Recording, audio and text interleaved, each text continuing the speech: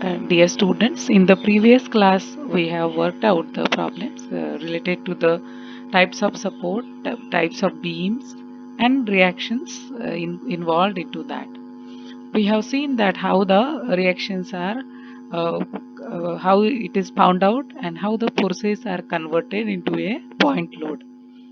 By applying the conditions of equilibrium, we have worked out the number of numericals or the equations or the reactions of beam. Now next that we have to do the analysis of the perfect frame. So before starting that, let us see the meaning of frame, what we mean by frame. By understanding the meaning, you will find out that these are the things which we observe in our surrounding, right? So let us see what is that. A frame may be defined as a structure made up of several bars riveted or welded together for calculation purposes, and the joints are assumed to be hinged or pin joint.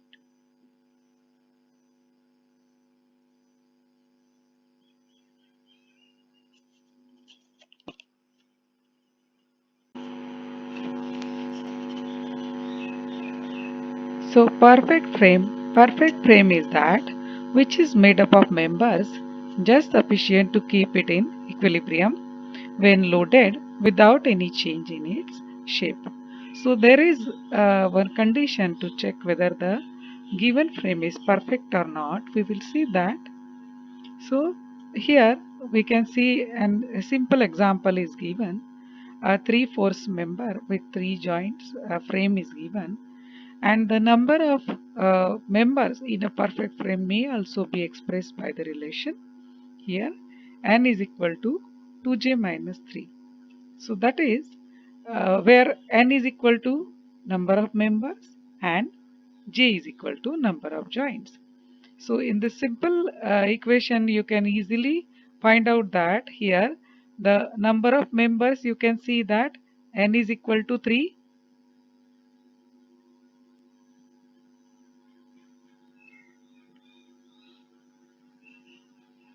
n is equal to 3 and j is equal to 3. So if you replace in this equation, so what we get here, 3 is equal to 2 into 3 minus 3. So we get the condition satisfied here, 3 is equal to 3. It means that the frame, a particular frame, it is a perfect frame, and we can find out the unknown forces, tension whether or it is compression, by using the equilibrium conditions. Now for imperfect frame is the one which is not satisfying this condition. So that is what n is not equal to 2j minus 3. So when n is not equal to 2j minus 3, it can be less than 2j minus 3, or n can be greater than 2j minus 3. So when n is less than 2j minus 3, it can't retain the shape when it is loaded. This is very interesting to visualize. Here is one type of frame you can see here, and if it is loaded here by applying the particular forces, suppose at this point or even at this point, we can see that the shape will not remain same. In fact, it will deform the shape, right? It may take like this, right? Or it may take like this. So that's why this frame is deficient, that is the number of members are less than this number of joints, or this condition it is not satisfied. Whereas in case of the redundant frame, here the number of members are more than the sufficient one, and this frame cannot be analyzed by using the equations of equilibrium only, because there are extra members are added uh, for uh, purposes, some purposes, and that adds the degree of indeterminacy. Means in simple language that we can't apply simply the equations of equilibrium to find out the unknown reactions in case of redundant frame. Let us see one example for this. Here in this particular case also you can analyze the you can see here the number of joints and the number of members, and you can see the validity of this equation. N is greater than 2j minus 3. But practically there are both types of frames are in existence. You can see it in surrounding, and you can see that what for some purposes it is made. It is not always seen that only perfect frames are there in practice, but there are deficient as well as redundant frames are also seen. Now from now onwards you can easily visualize since you have this extra knowledge of the types of frames. Coming to the determinacy, it is a ability to calculate all the external reaction components forces and internal forces using only static equilibrium. So if we can we can find out the unknown forces by applying the conditions of static equilibrium, then we can say that the particular type of frame is determinant. Whereas a structure for which the internal forces cannot be calculated using only equilibrium is internally statically indeterminate. What are these internal forces type? We will see it in detail. So these are some of the examples I have collected for your reference. Different types of roof trusses are given. You must have seen similar type in our workshop, isn't it? So this is one of the type of truss which supports the roof, and like that different members are there, and the classification is also based according to the arrangement of the members.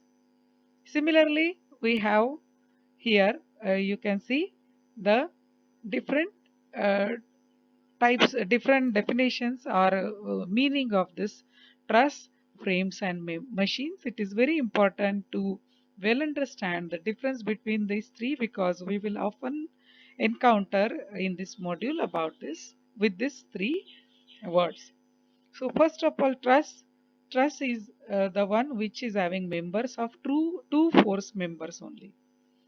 These two forces are equal and opposite in direction. And the simple example is of roof truss. Similarly, frames. Frames are the one in which at least one multi-force member is there. And the example is crane. Whereas machines all of you are well aware that machine are the structure containing moving parts. Therefore, it always contains at least one multi-force members.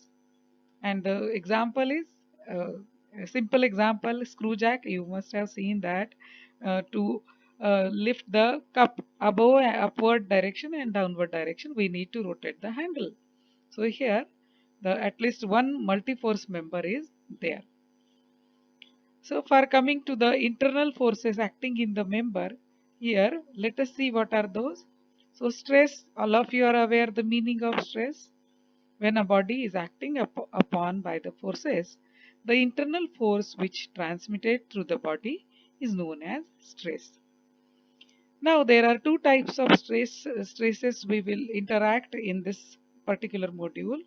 That one is tensile stress. So all of you must have done the experiment of Young's modulus in our class 11 or 12, and in that you have seen that when the wire is applied with the forces, its length get increase. Since the volume is remaining constant, the lateral dimensions are sacrificed. So, and in that condition, it creates the tensile stresses inside that particular member. Similarly, when the uh, conditions of forces is opposite, that is facing each other, in the tensile one, the forces are going away from each other, whereas in case of compressive stresses, the forces of equal and opposite direction facing each other. So what is happening here? Suppose we have a rod of this particular length. Then after applying these forces, equal and opposite forces of certain magnitude, it will reduce in its length, right? So it is sacrificing the length and the increase in the width. Here we can observe. So the particular member is undergoing the compressive stresses. Understanding and identifying this tensile or compressive nature of the member of the particular truss or the frame, it is very important for us while solving the problem. So these are some of the example of the bridge trusses. You can see here the arrangement. Our famous example is our Sharai Ghat bridge. Often you must have seen. Now next time when you pass through that Sarai Ghat bridge, kindly observe it carefully how the arrangement of the members are done and in which category it is falling. So before solving the problems here for the perfect frame, uh, we have some assumptions we need to consider for the analysis. So first assumption is all the members are pin joint. Practically the joint may be of different types, but for analysis purpose we are assuming that all the members are pin jointed. Similarly, the frame is loaded at the joints. We are considering the loading condition only at the joints, not in between the member. The frame is perfect one, definitely before solving the problem. This perfection condition we will check, but we are going to analyze the perfect frame by this assumption. The weight of the members is considered as negligible unless it is unstated. So in general, the weight of the members is considered as negligible. So this is about the theoretical part of the frame, machines and truss. Now let us see that how we can analyze the different types of forces in the member. So here there are two methods of the analysis. Analytical methods. In analytical method we have method of joints and method of sections. We will see it one by one. And the third method is there, that is the graphical method. In this method we need to analyze the unknown forces magnitude as well as direction by drawing the forces vector of forces in the member, vector diagram of the forces. So method of joints we will see here first. In this method, each and every joint is treated separately as a free body diagram in equilibrium, and the unknown forces are determined by applying the conditions of equilibrium. In module 1 we have worked out number of problems, good number of problems for the concurrent forces, and in the same line here you can see that each and every joint we have to consider as a separate uh, free body in the equilibrium, and we have to apply the conditions of equilibrium to solve the unknown forces. Finally, the results are tabulated showing the magnitude and nature of forces such as tensile forces mean positive magnitude and compressive forces means negative magnitude. This is very important yet interesting. While solving the problem you can see it. So this is what the procedure is given for method of joints. First of all, the joints are named first. Without knowing, it will be our problem will become complicated to understand. So each and every joint is either numbered or the letter A, B, C, D can be given, and that is called as the space diagram. So for the complete frame, first the space diagram is drawn with giving the numbering the joints, number of members. Similarly, later on, one by one, the joints are analyzed uh, by applying the conditions of equilibrium. For drawing that, the forces, the compressive one and the tensile one, the direction is assumed, and while solving the problem by getting the opposite direction, we need to reverse the assumption. So in this method, as it is told earlier, that each and every joint is treated separately as a free body in equilibrium, and the unknown forces are determined by applying the conditions of equilibrium. That is, summation of horizontal forces is 0 and summation of forces in the vertical direction is 0. And finally, the table, it is called as the force table, which is highlighting the members name and the magnitude of the forces and their nature, whether it is tensile or compressive, it is stability. Let us see one example uh, explaining the same. So here one problem is given. A truss ABC shown in figure has a span of 5 meters. It is carrying a load of 10 kilonewton at its apex. Now this is very important to analyze even that there is non-zero force member. We will see it in the consecutive classes that how it is determined. So far in this particular problem we can see that the support reactions are there, R1 and R2, and the one force is acting at this joint.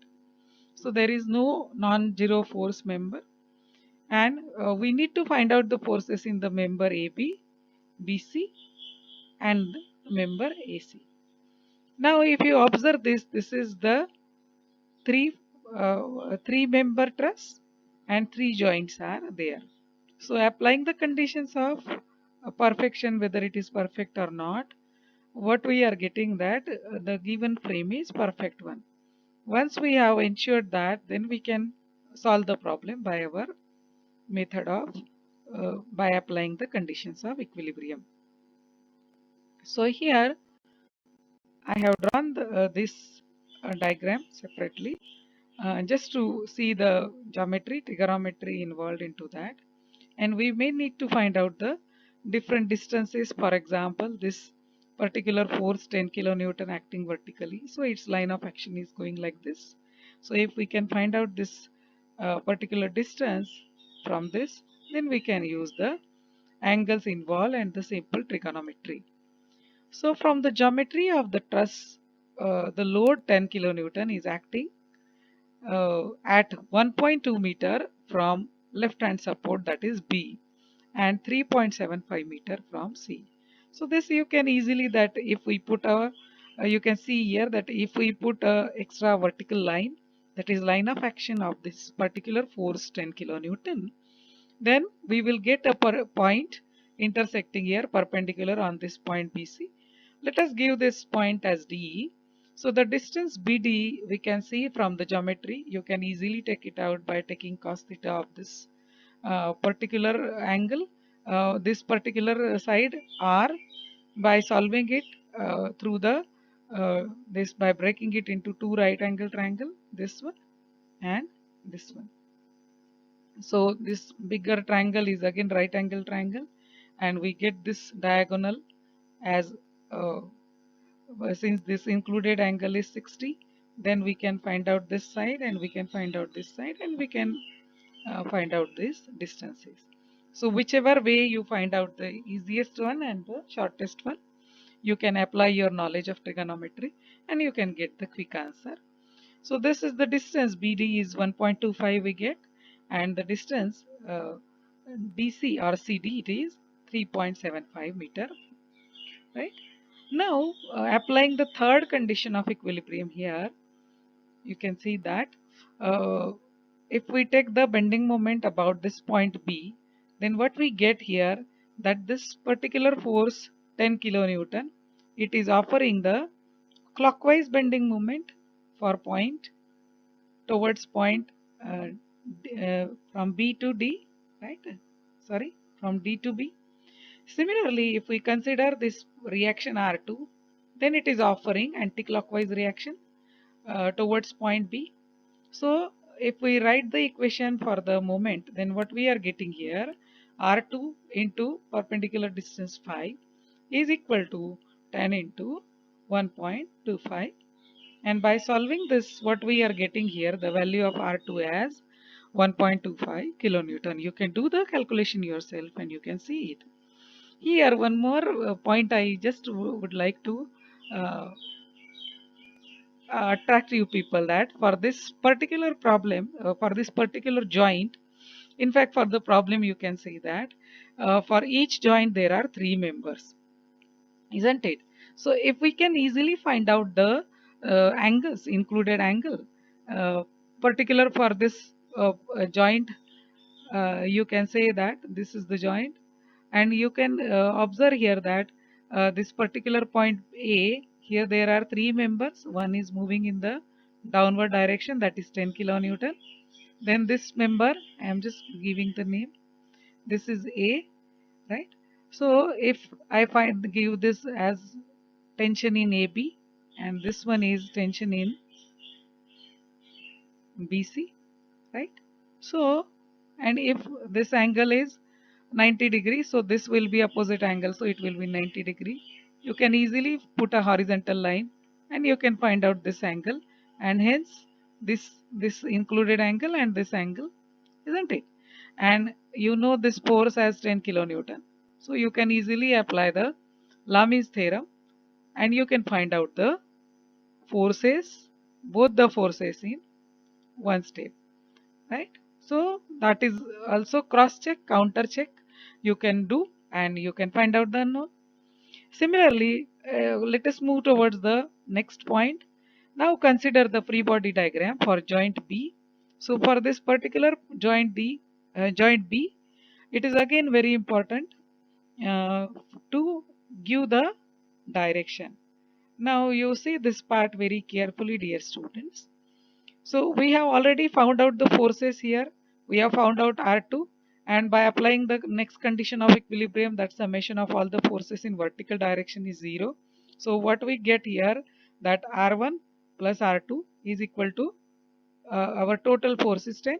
So already we had the equation that R1 plus R2 is equal to 10 kilonewton, isn't it?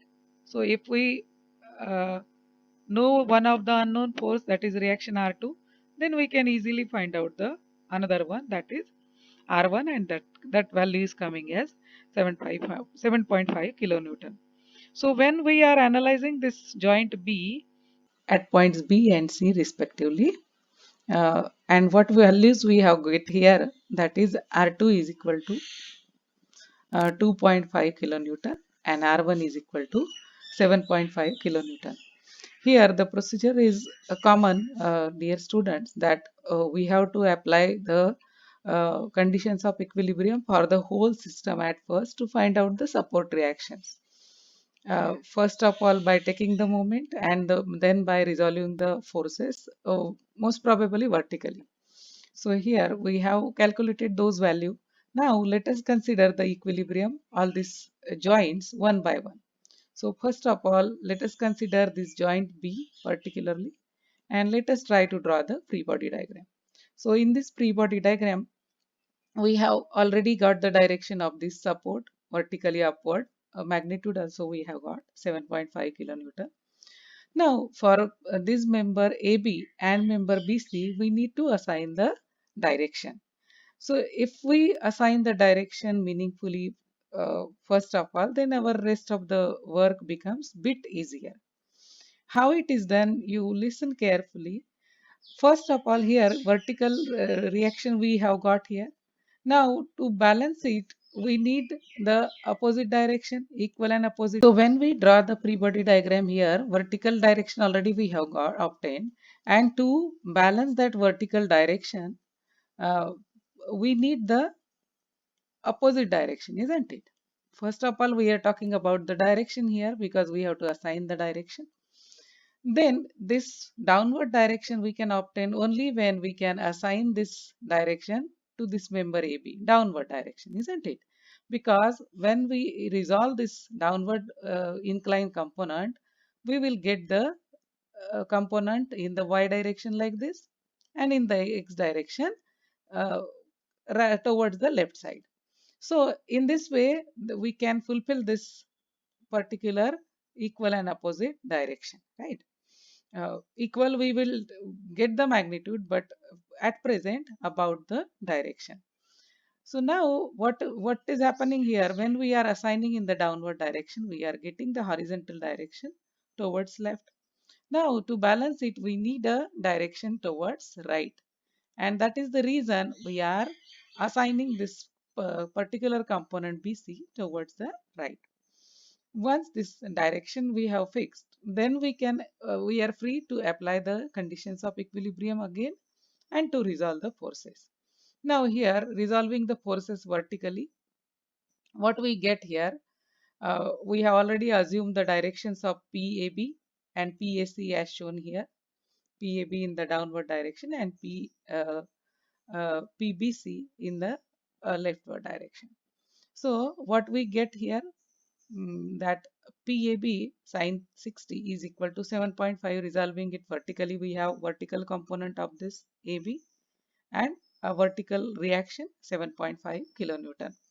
So we get the value of AB as 8.66 kilonewton compression. Since we can see here that this particular member AB, it is uh, putting compressive effect on this joint, so it is under compression.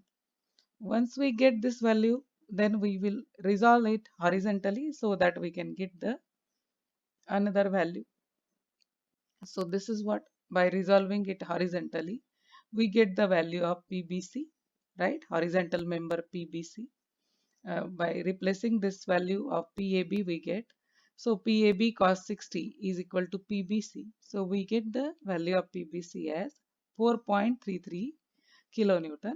And since our values we are getting it positive, so it means that our assumption is correct. In fact, we have done the we have taken the assumptions of director in a logical way. For some reason, if we are not able to give the direction by putting any logical reason, then we can assume the direction and you get the sign opposite if your assumption is wrong, and in that way you can change the direction. Now considering the next joint C and drawing the free body diagram for this particular joint C, what we get here, again for this member BC already we have got the direction, right? So this direction is already assigned. So to balance this vertical reaction, again it is obvious that we need this AC in the downward direction. So that we have assigned this direction for AC in the downward, so that we get a component towards right and a component vertically downward. So in this way we can give the direction and then we can resolve it again horizontally and vertically to find out the value. Here we have resolved it first of all vertically. PAC sine 30, this particular angle is 30 given, is equal to this vertical reaction 2.5. So only unknown is PAC and we get the value. Now again resolving horizontally, we can cross check that whether the value of PBC we have got it correct or not, and we get the value already PBC by resolving horizontally. Similarly, resolving vertically, we get the value of the component PAC, and that is equal to 5 kilonewton. And since the values we are getting with positive magnitude, then we can assure that we can say that that our directions assumed are correct. So finally, once we obtain all the values successfully, we are supposed to draw the force table by putting the member's name with its magnitude and the nature of force. Again, here the important thing is not to forget the unit, because without units the numbers are meaningless, and the nature of force. So as we obtain all the three members values, such as AB is equal to 8.66 and that is compressive in nature, member BC as 4.33 and that is tensile in nature, and member AC as 5 kilonewton and that is compressive in nature. So in this way, by by writing the force table completes our problem. This was three members problem, comparatively simple with the three joints. But once we understand the basics, we can easily apply it for the more members number. So let us see one another one. So in this problem, you can see here the 7-member truss is given, and it is freely supported at its endpoints A and D, and the loads at the joints B and C are acting 2 kilonewton and 4 kilonewton. Newton. And we are supposed to find out its value in all the members. Here all the angles are given 60, 60, 60 degree. So from the geometry of the figure, we can easily say that this particular triangle, it is a equilateral triangle, and here we get all the values as equally divided, that is in the four parts 1.5, 1.5, right? So each triangle of base 3 meter, 3 meter. So before solving the problem, again applying our condition that whether it is perfect frame or not. So n is equal to 2j minus 3. In this particular problem, the number of members are 7 given. So n is equal to 7, and joints you can easily see that 1, 2, 3, 4, 5, 5 joints are there. So this condition is fulfilled. It means that our frame is the perfect one. Now again, to find out this support reactions, taking the moment about a point. So taking moment about point A, that is support A. So we are eliminating basically RA. So we get the value of RD, that RD into 6, this perpendicular distance, is equal to 2. This, if we try to draw the line of action through this, it will go through this middle of the triangle. Similarly, for this force 4 kilonewton, it will pass like that. And this, since this distance is 1.5 for each of the uh, part, so we can easily find out the total distance from the perpendicular distance from this vertical forces. So in this way, 2 into 1.5, and what we get here, plus 4 into 4.5. Here plus sign we are taking because we are taking it in the another side. Basically it is a clockwise movement. If you see this towards A, both these forces are applying clockwise movement, whereas this RD, it is applying the anti-clockwise movement. So accordingly giving the directions, we get the value of RD is equal to 3.5 kilonewton. Now applying the next condition of equilibrium, that summation of all the forces in horizontal direction is 0. We get the value of RA as 2.5 kilonewton. So in this way, once we have find out the value of RA and RD, now we will consider each of the joint one by one. Now, in this particular truss, if you observe that it is a symmetrical one, right? Even though this loads are different, but this particular structure, it is different one, so symmetrical one. So it will be better if we draw the, or if we consider that these two joints, so are symmetrical joints one by one at a time. So like this, joint A and D are similar. Similarly, joint B and joint C are similar. So let us draw the free body diagram of each of the joint. First of all, A and D. Now here again the direction is assumed like that. I have already explained. So here vertical direction is already obtained. So in order to balance it, we need to assign the downward direction. To get the downward component, we need to give this AB in the downward direction, so that it will have component one will be in the downward and one will towards left side, right? In order to balance this left side component, we need to assign it in the this particular AE member in the uh, right direction. Now, since this towards A it is right, so we will take this for joint D towards left. And similarly for this vertical, we need to assign it in the downward direction, so that already this horizontal component is balanced and the vertical component is also balanced. So once we have drawn this free body diagram, we will consider the joint first A. So writing the conditions of equilibrium for this joint A, what we get here by resolving the forces vertically, PAB into sine 60 is equal to 2.5, and we obtain the value of PAB as 2.88 kilonewton. And since the value we are getting it is positive one, our assumption is correct, that is compressive. The compressive forces AB is exerting compression on this particular joint. Similarly, when we resolve the forces horizontally, we get the force in this member AE, and since here also we get the value positive, so our assumption, that is tensile one, it is correct. As I already told you that for the three members, three concurrent force member, we can easily apply the Lamis theorem also. That is the another option. So Lamis theorem, if you see for this particular joint A, so here this reaction 2.5, it is in the upward direction, and this E is perfectly horizontal. So this particular angle is right angle, right? And this AB member AB is making angle 60, right? Like this.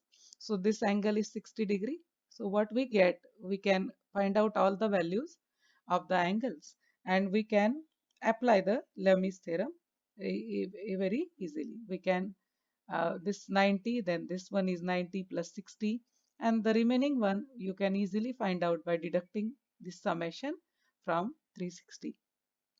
So in this way, we can calculate the value, and we can easily apply the Lamis theorem also to find out the unknown.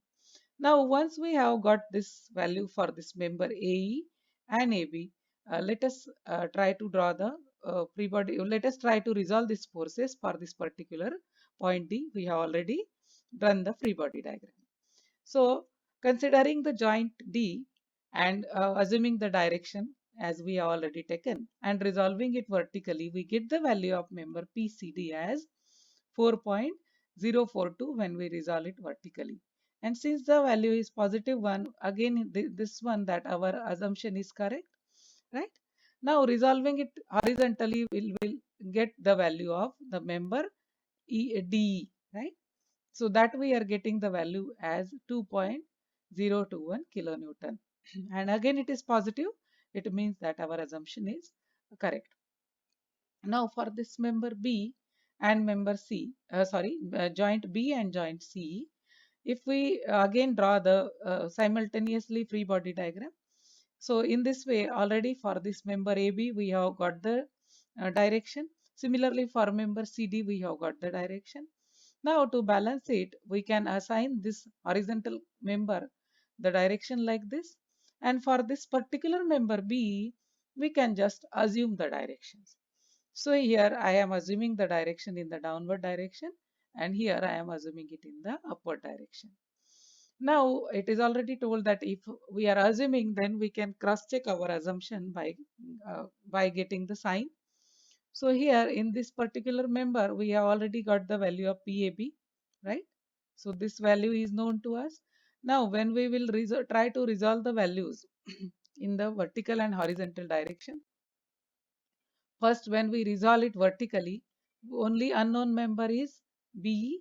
So we will get the value of BE, that is 0.577 kilonewton, and that is tensile. Now, resolving the forces horizontally, we get the value of PBC as 1.732, and that is compressive. So you can see that for BC and member B, we got the values positive. It means that our assumption is correct one only. Now, for the joint C, again the values of PCD and PBC are known. Now again, for resolving vertically for the unknown, that is only one value is remaining, PCE, and that is 0.577. We get the value, and the nature is compressive one. So once we obtain all the values, again writing the force table by the members, the magnitude of the force with the unit, and the nature of force. So here completes our problem.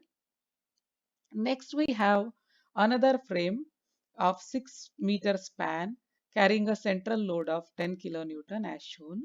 And we are supposed to find out the magnitude and nature of forces in all the members of the structure. Now, this also you can see that this is also symmetrical. This I have drawn it with freehand, but it is symmetrical. And by applying the geometry, you can also see that this only point load is there. So it is obvious that this reaction will be equally divided, since there is a only point load, and that is acting in the middle of the span, right? So if you draw the from here, if you draw the point line of action like this, then it will be acting in the middle. So it is obvious that these reactions Ra and Rb are equal, and that is equal to 5 kilonewton. That is, we have done the summation of forces here, and since it is equally divided, so moment we will get obviously same for both. So we are getting the value as 5 kilonewton each. Now from the geometry of the structure, first of all, you kindly clear it. This one is the angle uh, alpha, and this one is angle theta. So this angle vertical with this reaction it is making, that is another one. But this member AC, it is making the angle alpha with the horizontal, and member AD, it is making the angle theta. So by this, from the geometry of the figure, now you can easily see here that this is 3 meter, right? And the remaining one is also 3 meter. So by taking the tan of the angle for this particular right angle triangle, if you draw it here, then we get the value of theta as 45. And similarly, applying the same right angle triangle extending like this for this particular angle alpha, we can easily find out the value as 63.4. Now, considering the joint A, again here we don't have any horizontal member here. So this is the vertical reaction. Now to balance it, I am putting this member C as the downward direction so that I get the components like this, isn't it? So in that way, I have balanced the vertical reaction, vertical direction. But to balance this horizontal, now I left with the option that AP should be given in the upward direction so that it will have the components, one in the vertically upward direction, right? And one in the horizontally left, sorry, towards right direction. So we can balance the directions in this way. Now considering the joint A and resolving the forces horizontally. So let us try to draw the free body diagram of this joint first. So considering this joint A and resolving it horizontally, you can see that PAC cos 63.4, this one, this angle, so is equal to PAD cos 45. So by resolving that, we get one equation that PAC is equal to 1.58 D. So this one is D, this particular point is D, right? So let us give this equation number 1. Now from this equation number 1, we can again move further that by resolving the forces vertically for this particular joint, what we are getting here, PAC sine 63.4 is equal to 5. Now here this vertical reaction is there, and vertical component of both this member PAC and PAD. So in this way, here also we will get one relationship in between PAC and PAD. So we get this relation, right? And when we solve for that, that only PAD is the unknown here, if we see, right? So we get the value of PAD as 7.08 D. And from equation number 1, here we know that this one, only unknown is again AC. So if we replace the value of AD from this, and we get the value of AC as 11.19 kilonewton. Now by considering the next joint D, you can see here, where is joint D? This is the joint D, this one. So writing the unknown. Now here we have got this magnitude of this one. We have obtained for this one. So now we need to find out the magnitude of this one. So for this, let us write the free body diagram for this. Let us draw the free body diagram for this joint D. So here we have a vertical force. Vertically, we are considering this member under tension, all and this member under tension, like this, and resolving vertically. So what we get here, PCD is equal to PAD sine 45 plus PBD sine 45. Now here we already know that the truss is symmetrical. So the tension and compression in the both side of the member will be symmetrically same. So here since PBD is equal to PAD, we can replace this as twice, right? and we get the value of PCD as 10 kilonewton, and that one is tensile one. So here complete the problem like this. So once we complete the problem, here you can see that PAC, the value of PAD we have obtained, and from one we have obtained the value of PAC, and that by taking the values, all the values, we are supposed to draw the force table. So in this force table, we have again the members. So since it is the symmetrical truss, we have AD and DB is similar, and we get the forces like this 7.08 in tension. And for this member, AC and CD, again it is symmetrical, and the force in the member is 11.09, and that is compressive one. This vertical member CD, only a single member, and that we get the value of the force as 10 kilonewton, and that one is as tension. So in this way, by writing the force table, it completes our problem. So this is what for today. Till then, take care, stay home, stay safe. Goodbye.